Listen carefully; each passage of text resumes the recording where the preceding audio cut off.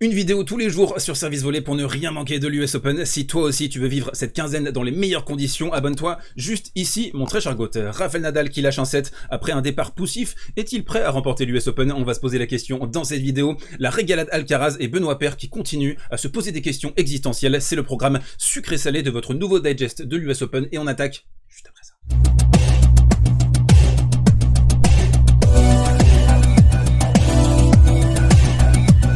Et on attaque ce côté réseau avec un petit peu de tennis féminin. Pour changer, on va parler d'Emma Raducanu et de l'attente, de la pression générée par l'environnement médiatique, par les sponsors vis-à-vis d'une jeune championne de 19 ans. Emma Raducanu, vous le savez, elle a remporté l'US Open en 2021 face à Leylah Fernandez, un run époustouflant en sortant des qualifications.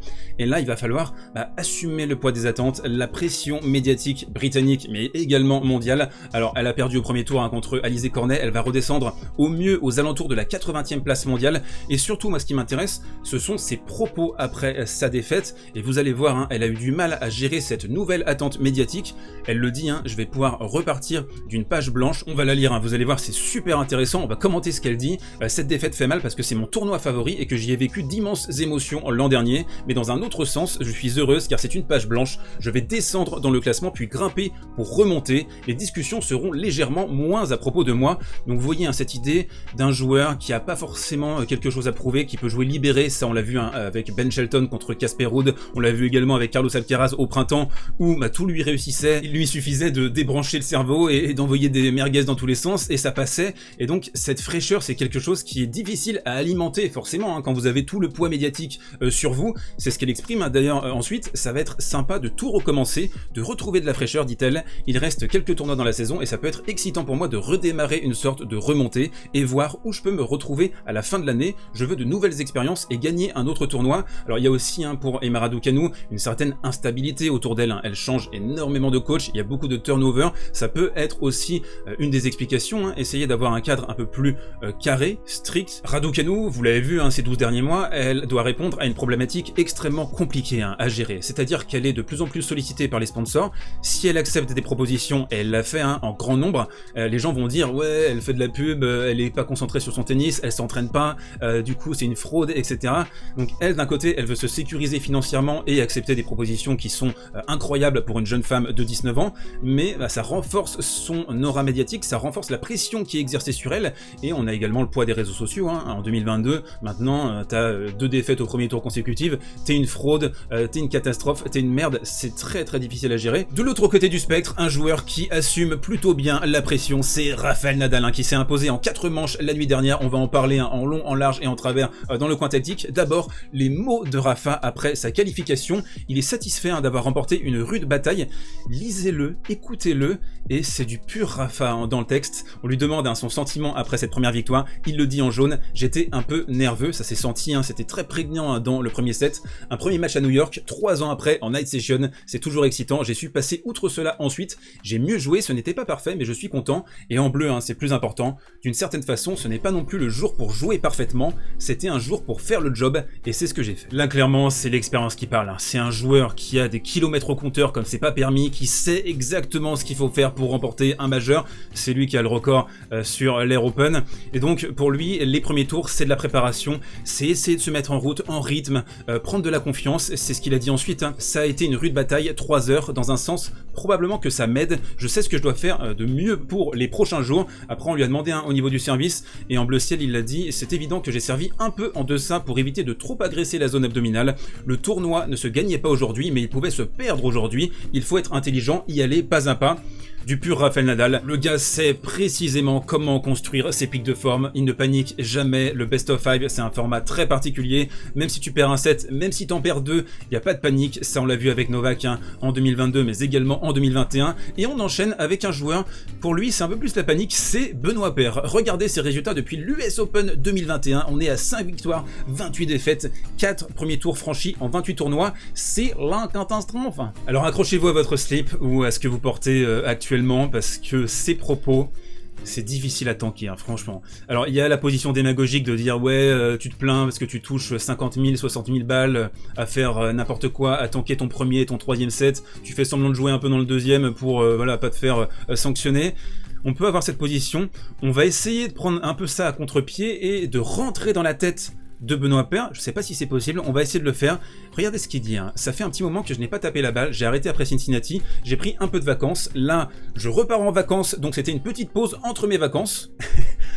Déjà, le gars, il est en balai complet, quoi. Il s'en bat les couilles. Il faut le dire clairement. Donc, il est en vacances, il a Ibiza, machin. Il arrive, il joue son match contre Cameron Norrie, qui est un métronome, qui est intestable en ce moment. Bah, forcément, tu vas prendre une pilule, tu vas prendre 3-7. Mes démons sont encore revenus dans le deuxième set, parce que c'est vrai qu'il menait 5-3. Il servait hein, pour le gain de la deuxième manche. Les doubles, ça recommence tout pareil. En violet, je suis 167e mondial. Je me laisse aller, on verra ce que ça donne. Je ne suis pas sûr de continuer la saison. Peut-être arrêter là, et je verrai si je reprends l'année prochaine. Pour l'instant, j'ai besoin d'un peu de repos. Alors c'est le laïus interminable pour Benoît Paire, ça fait des mois et des mois qu'on entend ça. Je vais arrêter, j'arrête de jouer, je prends une pause.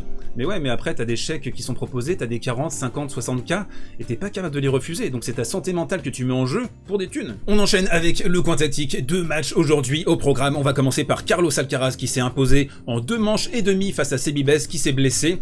On va parler de Carlos. Il y a beaucoup de choses à dire sur cette partie qui était très intéressante à regarder, super plaisante hein, dans la deuxième manche notamment.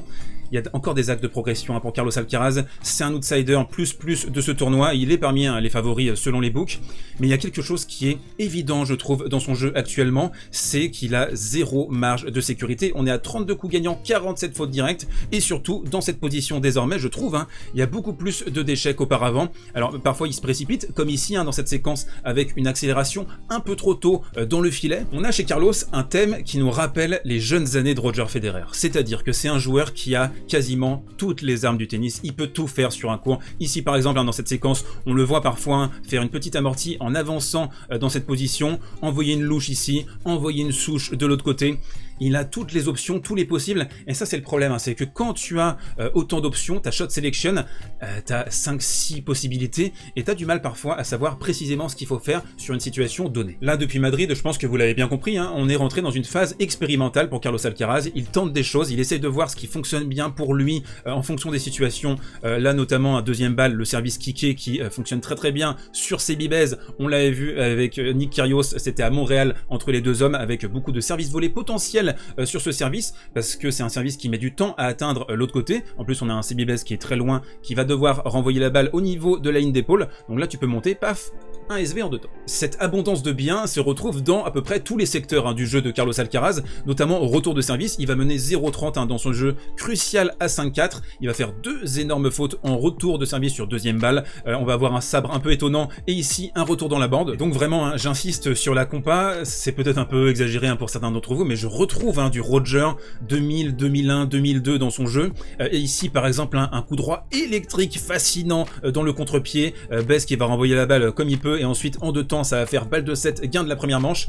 On a cette électricité, cette puissance, c'est un joueur frisson. Maintenant il va falloir réussir à canaliser cette énergie. Autre point dans cette partie avant de basculer sur Rafa, c'est à la volée. 33 sur 48 à la volée, 69% de réussite, 3/4 de ses montées dans le deuxième set. Il a un jeu naturellement qui l'aspire vers l'avant. Et en plus il n'est pas forcément super maladroit. Ici une belle demi-volée ici hein, qui va s'arrêter dans l'angle de la Lulu. Et on voit un Sebibes qui va devoir faire un petit zigzag pour la récupérer. Il va remporter le point. Ça aussi, hein, c'est un secteur qu'il maîtrise très bien à 19 ans. Bref, full package, mais encore de la construction au niveau de la shot selection. Enchaînons avec Rafael Nadal, vous êtes là pour ça. Alors un départ poussif, oui, ça a été très clair, et des difficultés montrées également à Cincinnati à la relance. Hein. Ça a été épouvantable dans le premier set, il est à 6 sur 23 points remportés sur la première balle adverse. Là vous le voyez, hein, il va s'affaisser, il va partir vers l'arrière, la balle va sortir en longueur. On va beaucoup regarder le clan avec Carlos Moya pour essayer de comprendre ce qui se passe. Ça a tâtonné au niveau de la position, et on a également une nouvelle méta hein, qui est arrivée en tennis ces dernières semaines, inspirée par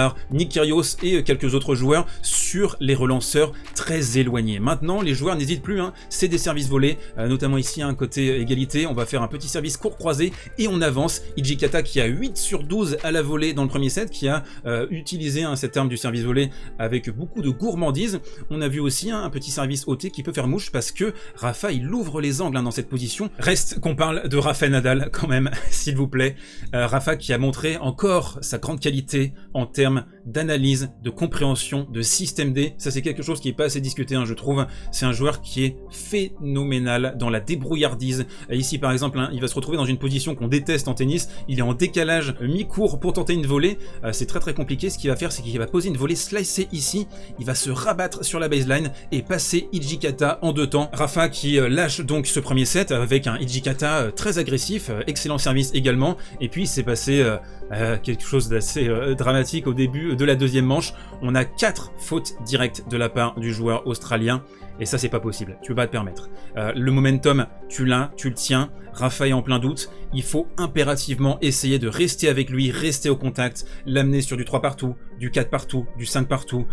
Vraiment rester avec lui. Là, tu lui donnes les clés du match, tu lui redonnes le momentum. Et dès que Rafa a breaké au début de la deuxième manche, le match, il est terminé. Comme exprimé hein, dans le côté réseau, on a également vu le service de Rafa tout en relâchement, en décontraction. 162 km/h ici, un service volé extérieur, un service slicé. Il a pas forcé, c'était pas le moment d'envoyer des souches. On n'est pas en quart de finale, en demi-finale ou en finale. Si ça doit péter, ça pètera. Mais là, il est resté vraiment en contrôle. À partir du break donné dans la deuxième manche, Rafa s'est libéré. On a des stats qui sont proprement hallucinantes hein, sur les winners et les fautes directes. On est à 42-22 sur le ratio. Et on a retrouvé du Rafa vintage hein, dans la troisième manche, notamment ici. Il va envoyer une sous-coupe volante dans la diago. Alors répondons à la question désormais. Hein. Rafa Nadal est-il prêt après ce petit départ poussif? Combien de fois on a vécu cette situation ensemble? Combien de fois on a vu Rafa, premier tour, deuxième tour, troisième tour, se mettre en régime, monter en gamme? Il n'y a pas de panique, il n'y a pas de stress, il sait hein, précisément le process par lequel il doit passer. Ça reste du sport, il y a une glorieuse incertitude. Quoique en tennis, on commence à en douter. Il va jouer Fognini au deuxième tour. Personnellement, je vais vous donner mon sentiment, hein. Je pense que c'était une mise en route idéale. Il avait besoin de ça. Il a un peu eu du mal également à terminer la partie, mais il a pu se mettre dans le combat avec une super ambiance, être un petit peu dos au mur également après la perte de cette première manche. Donc pour moi, c'est un match idéal pour bien rentrer en régime dans ce US Open. On se termine avec la reco du jour, si vous le permettez. Ce soir, 20 h, je serai sur Twitch pour répondre à toutes vos questions sur l'US Open. Ça va envoyer du free flow, on va se régaler. Je vous attends nombreux et nombreux. Et le match ce soir, à ne pas manquer, ce sera Medvedev contre Rinderknecht. J'ai l'impression que Rinder peut faire quelques petites choses délicieuses à Medvedev. Lui titiller la croupe. Qu'est-ce que je raconte? Pourquoi je suis bien curieux de voir un profil comme Rinder face au Daniil de 2022. On se retrouve demain pour en parler. D'ici là, portez-vous bien, prenez soin de vous et mangez des pommes.